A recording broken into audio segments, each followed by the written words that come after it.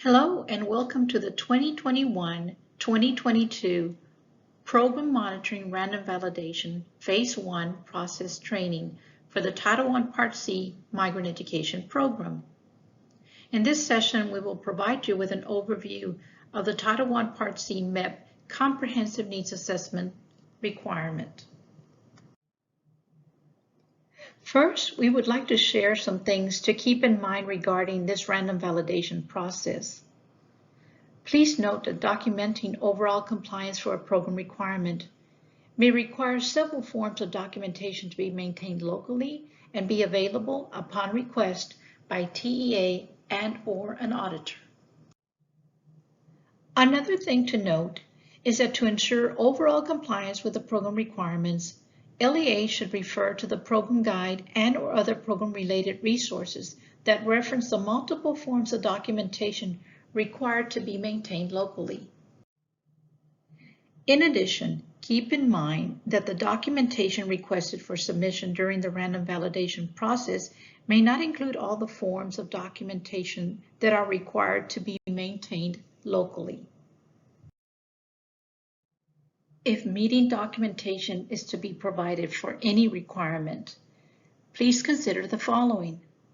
The standard meeting documentation that an LEA should maintain locally includes meeting agendas, meeting notes or minutes,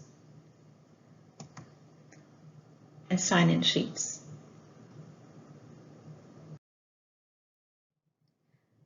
Please note that due to COVID-19, documentation for virtual meetings is an acceptable form of documentation. Given the increased use of virtual meeting environments, participant rosters that include the meeting title, meeting date, and stakeholder names and roles would be acceptable substitutes for the more traditional sign-in sheets. This eliminates the need of a participant signature. Now let's talk specifically about the requirement for documentation for the Comprehensive Needs Assessment. The requirement is to identify and address the unique educational needs of migratory children through a needs assessment and outline a comprehensive plan for delivery of services. This is according to ESEA as amended by ESSA, sections 1306 A1, A through G. The required documentation for this program requirement includes a completed local needs assessment or LNA tool. The acceptable documentation for this requirement is a completed version of the LNA tool for the current school year. This is for activities to take place this school year.